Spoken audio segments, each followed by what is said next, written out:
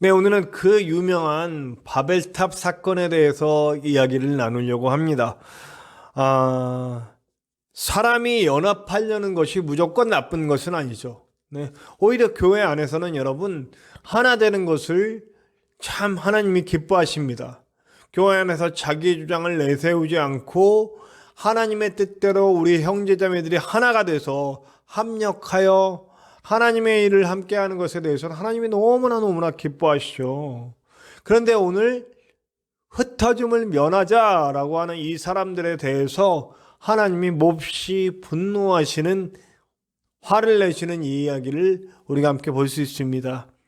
뭐냐면 자신들의 유익을 위해서, 자신들의 이름을 내기 위해서, 하나님과 반대하는 길로 나가기 위해서 힘을 합칠 때 하나님은 그것을 굉장히 싫어하시게 되는 거죠.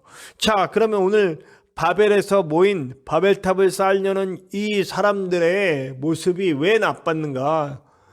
왜 하나님이 이렇게 화를 내시고 흩어지게 하셨는가에 대해서 얘기를 해보지 않을 수가 없습니다. 자, 바벨. 예, 우리 바벨 하면 뭐가 생각납니까? 바벨론이 생각나죠. 대제국 바벨, 바벨론. 이 바벨론에 대한 얘기는 앞으로도 계속 나옵니다. 그래서 이 말을 갖다 우리 신천지들이 그대로 가져다가 바벨론 교회라고 얘기를 하죠. 네, 그 사람들이 말하는 그 의미가 사실은 맞습니다. 그러니까 바벨론 교회라는 게 우리 기존에 있는 교회들을 얘기한다는 것에서 좀 틀린 거지만 사실 바벨론으로 형상되는 이 제국, 이 사람들이 모여서 자기의 뜻을 이루고 하나님의 뜻과 반대하는 방향으로 가려고 하는 그 방향성에 대해서는 바벨론 교회가 뜻이 맞아요. 그러나 제가 신천지가 주장하는 게 옳다라고 얘기하는 게 아니라 그 의미, 바벨론이라고 하는 이 바벨이라고 하는 의미가 거기에 들어있다라고 하는 거죠. 그래서 그들이 말하는 게 뭐예요? 온 땅의 흩어짐을 면하고 언어를 하나로 만들자라고 하는 얘기입니다. 지금 언어가 하나다라고 얘기했어요. 그러니까 그들이 모여서 언어를 하나로 만들었는데 하나님이 다 흩어버리고 언어를 다 나뉘게 했다라고 하는 얘기가 나오죠. 그러니까 언어가 원래는 하나였다라고 하는데 이게 맞을까요? 여러분, 우리 사실은요, 이거 모순이에요. 10장 1절, 2절, 5절에는요, 야벳의 후손이 나오는데 야벳의 후손이 쭉 이어지면서 이제 그들이 각기 언어와 종류대로 나누어졌다. 언어와 종류대로 나눠졌다라고 얘기합니다. 그 다음 20절을 보면 셈의 자손도 그들의 족속과 언어와 지방과 나라대로 나뉘어졌다. 20절에 그렇게 얘기하고 있어요. 그 다음에 우리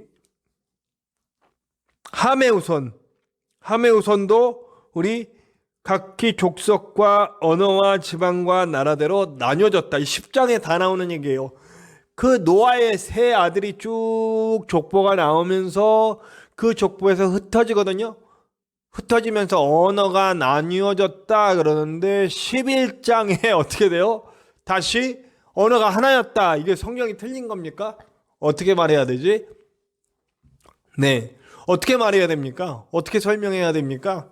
언어가 다 흩어졌다고 그랬는데, 언어대로 다 나뉘어졌다고 그랬는데, 바벨론 사건이 일어날 때는 바벨론을 딱 쌓고, 그러니까 언어가 하나였다라고 하는 얘기. 그래서 언어를 흩으셨다라고 하는 얘기는 도대체 뭘까요? 아까 제가 모인다, 제국 얘기했습니다. 지금 여러분, 우리가 세계에 나가면 어디에서든지 그래도 통할 수 있는 언어가 뭡니까? 영어입니다. 영어. 그 왜 영어가 어디 가든지 그래도 통할 수 있는 언어가 됐습니까?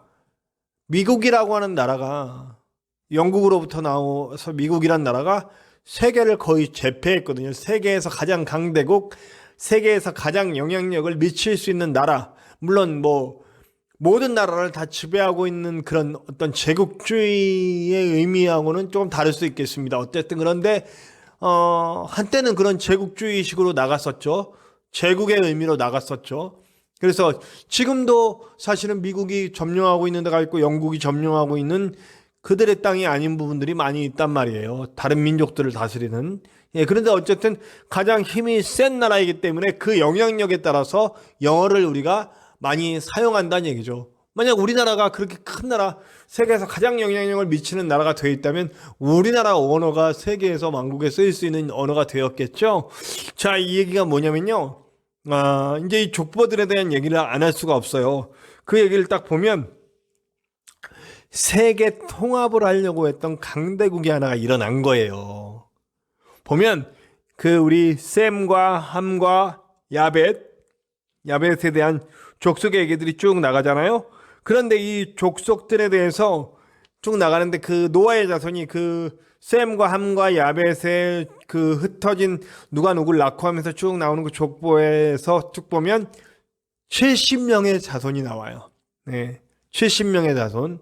이 70명이라는 게 되게 좀 재미있어요. 성경에서 이게 그래서 저는 상징적인 의미지 여기서 빠진 사람도 많을 거예요. 그러니까 우리에게 뭔가 얘기하려는 바가 있는 거예요. 그 70명의 자손이 됐을 때 그걸로 인하여서 뭔가 세상에 계속 이렇게 퍼져나간다는 의미죠. 이게 어떤 식으로 또 사용되냐면 나중에 그 야곱의 자손, 야곱의 12아들들이 누가 누굴 낳고 하고 족보가 나오는데 거기서 이제 애굽 땅에 들어간 그 자손들의 수가 70명이에요. 그러니까 여기 분명히 저는 이게 상징적인 의미가 있다라고 얘기 드렸어요. 그 70명으로 인하여서 이스라엘 백성이 만들어지는 시작이 되는 거죠. 자, 이 70명의 자손이 만약에 야곱의 자손처럼 정말 하나님의 뜻에 이제 맞춰서 하나님의 민족으로 만들어갈 상황이 됐다면 이 70명이 하나님의 완성을 이루는 게 되지만 이 70명의 자손이 자기의 뜻을 내기 위해 뭉친다면 그는 완전히 하나님을 떠난 사람들이 되어 버리는 거예요. 그러니까 하나님은 그것을 흩으실 수밖에 없는 거죠. 그런데 보니까요, 셈과 함과 야벳, 저주를 받은 자식이 누군가요? 함. 네. 저주를 받은 함의 후손들의 이야기가 제일 많아. 제일 길어요. 서술이 제일 많이 할당돼 있어요. 그럼 누가 주도권을 잡고 이 자손들이 형성되었다는 겁니까? 여러분, 함의 자손들이 힘을 냈다는 거예요. 셈의 자손들이 아니라 하나님이 인정한 아들의 자손들이 아니라 하나님이 인정하지 않은 자손들의 그 영향력이 훨씬 더 커졌다는 거예요. 이제 그 얘기를 좀 구체적으로 하게 되겠습니다. 함의 자손 중에 보면은요, 이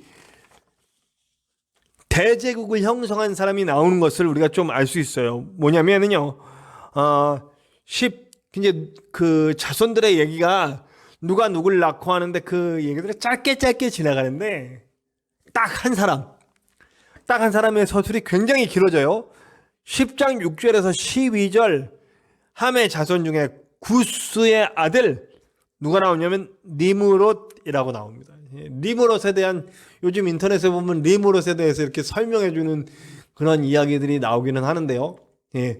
니므롯이라고 하는 아들이 나오는데 그 아들이 누구냐면 홍수의 첫 용사다. 용사라는 말이 나옵니다. 그러니까 대단한 힘을 가진 대제국을 만들 수 있을 만한 능력이 생긴 아들이 나온 거예요. 니므롯. 네. 이제 이것이 계속 이런 역사들이 반복되는 게 나오는데요. 첫 용사다. 여러분 생각나는 사람 누구 없어요?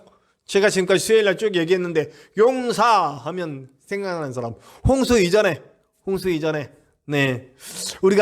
제가 이거 갖고 여러 차례 수요예배 설교를 했어요. 하나님의 아들들, 사람의 딸들이 보기 좋은 대로 결혼해서 낳은 자들 누구입니까? 고대의 용사, 거인 족속, 네피림. 네. 하나님을 떠나 자기의 힘으로 나타나서 자기의 힘으로 권력을 잡고 자기의 힘으로 자기의 이름을 펼치고 자기의 능력을 나타내려고 했던 그런 영을 떠나 하나님의 영을 떠나 육신이 되어버렸던 그들에게서 나온 자손들이 네피림 용사였더라. 그 용사들이 또 나옵니다. 니므롯, 구스의 아들. 네. 우리는 여기서 알 수 있어요. 바벨이 된, 바벨론, 나중에 바벨론이 되는 그런 대제국을 만들어서 세계를 통합하고 하나님이 아닌 인간의 이름을 내려고 했던 그 방향성, 지금 여기 또 나오죠. 니므롯이 나옵니다. 네. 니므롯을 통해서 이제 지역이 형성되는데 바벨이란 지역이 나오고요. 11장에 아수르도 나오고요. 네. 이런 얘기들이 쭉 나옵니다. 이 나중에 이제 이게 다 바벨론이 되고 아수르가 되고 대제국, 인간의 이름을 펼쳐 널리 뜨고 사람들을 제압하고 인간의 권력 아래 두려고 했던 그 모습들. 네. 나중에 이제 우리 19세기 말 20세기 초에 그 대륙의 열강들이 이런 모습으로 사람들을 죽이고 그리고 다스리려고 하고 땅을 뺏고 힘없는 사람들을 억압하고 했던 일들을 나타내는, 사람들은 역사를 이렇게 반복한다는 거죠. 네피림에게서 나타난 그 용사의 기운이 이제는 홍수 후에 니므롯에게서 용사의 기운으로 나타나서 그들이 아마 제 생각에는 제국을 형성해서 흩어져 있는 그 언어들을 다 규합해서 하나의 언어를 만들고 그들이 그 니므롯이라고 하는 이름 아래 하나님처럼 되려고 하지 않았을까 하는 예상을 해보게 됩니다. 자, 하나님의 자손이 없었던 게 아니잖아요. 노아 이전에도 네피림이 나타나고 그 사람의 이름들이 떨쳐지기 전에 사람들의 아들들과 사람들의 딸들과 하나님의 아들들이 결혼해서, 그러니까 하나님의 자녀와 사람의 자녀가 막 그 눈에 보기 좋은 대로 자기의 욕구와 욕망과 그걸 향해서 나갔을 때의 세상이 망조 걸려서 갔듯이 지금 또 홍수 이후에 다시 새 세상을 만들려고 했지만 노아가 또다시 술을 먹고 실패하고 하나님으로부터 멀어졌을 때에 사람 관계로부터 끊어지고 하나님과의 관계가 끊어지니까 역시 사람과의 관계도 끊어지고 사람을 지배하려고 하는 사람, 그 힘을 가지고 힘이 없는 사람들을 지배하고 억누르고 자기 뜻대로 이끌어가려는 그런 못된 사람들이 나타나기 시작하고 힘의 논리, 약육강식의 원리, 그래서 그 힘 아래 모이게 하는 그런 하나님을 대적하려고 하는 그런 나라를 만드는 일이 또 발생하게 되었다는 거죠. 누가 잘못한 겁니까? 물론 이 일을 행하는 이 사람들이 잘못한 겁니다. 그러나 2차적으로 잘못된 것은 셈의 자손들이 그 역할을 못한 거예요. 네. 하나님의 복을 가지고 하나님의 복을 펼쳐야 할, 하나님의 이름을 드러내야 할 하나님의 자녀들이 그 역할을 하지 못했기 때문에 이런 일들이 나타나게 되는 겁니다. 이들이 하나님의 자녀들이 자기 역할을 못하니까 인간의 자녀들이 일어나서 그들의 이름을 내려고 합니다. 목적이 분명합니다. 오늘 읽은 3, 4절에 자기의 영광을 드러내는 것이라고 분명히 말합니다. 우리의 이름을 내자. 네. 자신의 이름을 내기 위해 힘없는 사람들 다 끌어모아 자기 밑으로 집어넣고 억압하고 결국 인간의 이름을 내려고 하는 것이죠. 저는 지금 이 땅에 우리나라에 있는 교회, 사실 우리나라에 있는 교회만 그렇습니까? 지금 교회라는 이름은 전 세계적으로 가장 구태의연하고 고리타분하고 그리고 생각이 꽉 막힌 사람들을 지칭할 때 교회를 얘기합니다. 네. 기독교를 얘기합니다. 제가 어릴 때만 해도 기독교는 정말 앞선 자들이었어요. 어려운 사람들을 돕고 일으키고 사람들의 용기를 주고 희망을 주고 학교를 세우고, 사실 처음에 우리나라에 기독교가 들어왔을 때 우리나라에 있는 수많은 악습들을 다 없애버리는데 얼마나 많은 역할을 했습니까? 남녀 차별 이거 없애려고 노력했고, 그리고 약육강식, 힘 있는 자들이 힘없는 자들을 이렇게 억압하는 일들을, 신분사회를 철폐시키려고 노력했고, 못 배우는 사람들을 일부러 가서 가르쳐서라도 그들을 계몽해서 그들이 글을 배우고 또 그들이 스스로 일어날 수 있도록 많은 힘을, 그리고 돈이 없는 사람들에게, 먹을 게 없는 사람들에게, 입을 게 없는 사람들에게, 집이 없는 사람들에게 치료를 해주고 옷을 주고 집을 주고 했던 일들을 바로 기독교가 했지 않습니까? 교회가 했지 않습니까? 많은 학교를 세우고 병원을 세우고 고아원을 세우고 그들의 생명까지 내어주면서 생명을 살리고 하려고 했던 그 선교사들과 순교자들의 피가 이 땅에서 교회를 세우지 않았습니까? 그들이 역할을 할 때에 하나님의 영광은 드러날 수밖에 없었습니다. 그래서 교회라는 이름은 정말 아름다운 이름이었어요. 근데 지금 교회라는 이름은 어떻습니까? 가장 저급한 인간들, 가장 고리따분한 사람들, 못된 사람들, 이기적인 사람들의 모임이 교회가 되지는 않았습니까? 이런 현상이 일어났잖아요. 사람의 이름을 내고 하나님의 이름은 사라진 세대. 우리가 역할을 못한 거예요. 기독교인들이 역할을 못한 거예요. 하나님의 자녀들이 역할을 못하니까 저주받은 사람의 자손들이 일어나서 대제국을 형성하고 그들의 이름을 내자하고 하나님을 대적하고 바벨탑을 짓는 거라는 거죠. 그러면 어떻게 해야 돼요? 하나님의 자녀들이 자기 역할을 하기 시작하면 되는 거예요.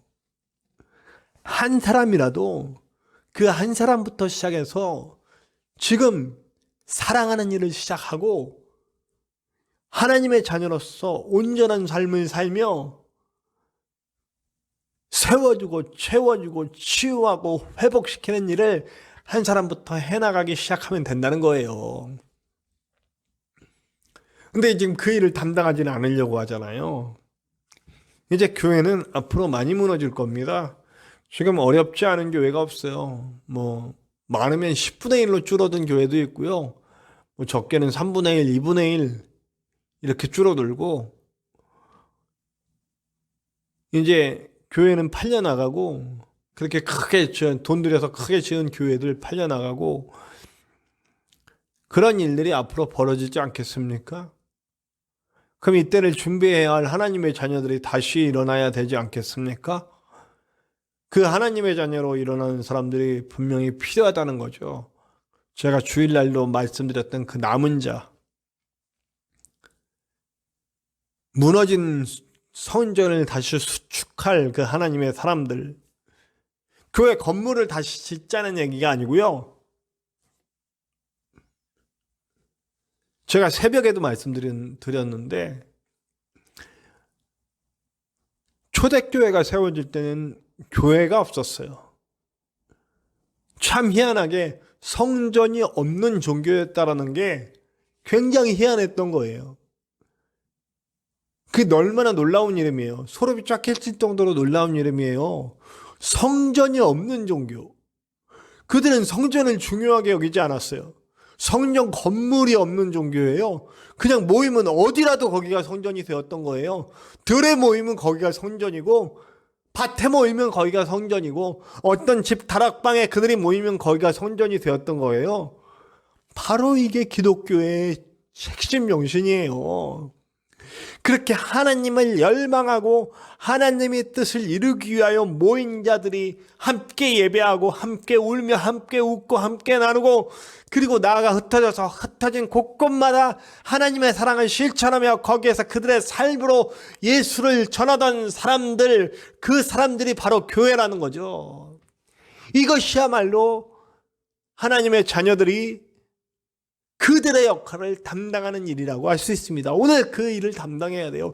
그 일을 담당하지 못하면 이제 저주받은 자녀들, 하나님의 자녀가 아닌 자들이 일어나서 그들이 용사가 되어 그들의 논리로 세상을 이끌어가게 되는 거죠. 그곳에는 약육강식이 있고 힘 있는 자가 힘 없는 자들을 해쳐도 아무런 말을 못하고, 힘 있는 자들의 세상, 돈 있는 자들의 세상, 권력 있는 자들의 세상을 만들어 가는 거예요. 하나님의 나라는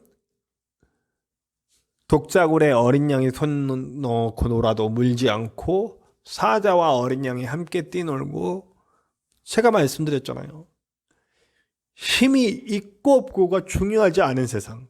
힘이 있는 자가 그 힘을 함부로 쓰지 않고 존중하고 배려하고 함께 살아가는 세상, 그게 바로 하나님의 나라라고요. 그 하나님의 나라는 하나님의 권세가 잡고 있기 때문에 누구도 자기 힘을 자랑하지 않아요. 아무리 힘이 세도 하나님 앞에 힘이야.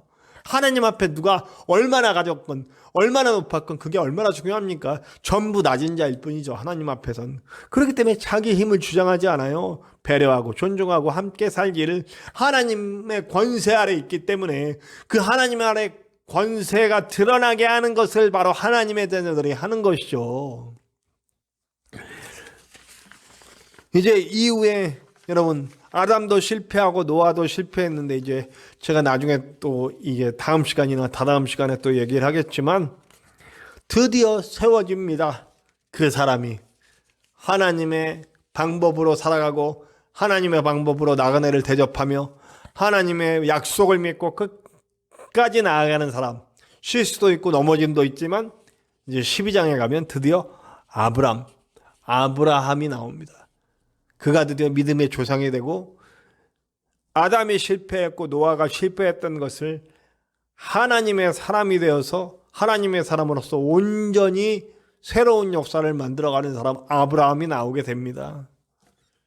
그 사람은 끝까지 하나님과 동행하였고 하나님의 뜻을 펼쳤고, 그리고 그는 복이 될 것이다. 순종으로 시작해서 실수도 있고 넘어짐도 있지만 다시 일어나서 끝까지 하나님의 약속 속에 승리하는 사람이 드디어 하나님의 나라를 조금씩이나마 만들어가기 시작하는 것을 볼 수 있습니다. 이제 이 얘기를 다음 시간에 하기로 하고요. 부디 여러분, 우리가 역할을 못하면 세상은 슬퍼합니다.